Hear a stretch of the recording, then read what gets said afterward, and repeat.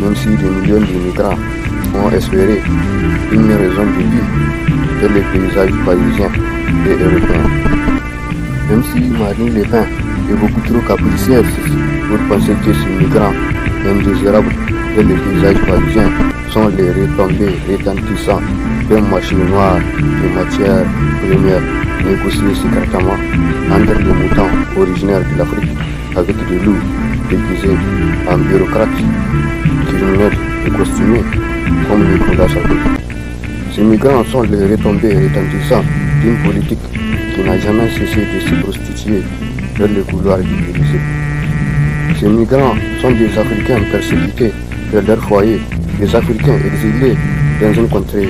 lointaine et enrichie par la traite négrière, dans une contrée où les Noirs, et d'abord perçus, ont un centre de missiles fixe, dans un paysage où les Noirs n'est plus estimé comme un fils de cette terre où l'Occident a semé les germes du néocolonialisme, juste après la plus grande tragédie qui a secoué l'homme noir. Dans un paysage où les enfants d'Afrique ont porté le poids du mépris et du racisme, dans un écosystème où les Noirs migrent pour un réconfort incertain et risquant, dans un climat où le mode de vie européen est secoué par plusieurs vagues d'immigration clandestine, dans une terre où les droits de l'homme n'est pas du tout chanté comme le néocolonialisme, dans une terre qui sponsorise des moutons démocrates pour assujettir l'Afrique et ses fils, dans une terre où la démocratie a mandaté des loups pour piller l'Afrique, dans une terre où la démocratie fissure l'intégrité des nations africaines avec des bases militaires étrangères. C'est à croire que l'Alliance des États du Sahel a survécu aux 400 coups du néocolonialisme occidental. C'est à croire que l'exécutif des droits de l'homme est beaucoup trop naïf pour entendre la nouvelle hymne nationale du Niger,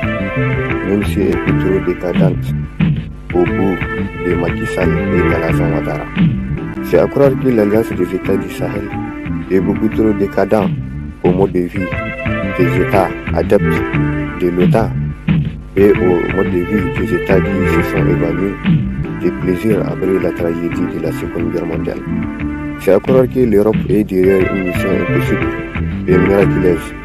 vers l'objectif de donner un espoir de vie au néocolonialisme occidental. C'est à croire que le Liptako est beaucoup trop décadent au mode de vie européen. C'est à croire que le Liptako est averti de la géostratégie. C'est à croire que le Liptako est immunisé contre la politique d'intimidation de l'Élysée, comme de tous ces bureaucrates costumés et ont trépassé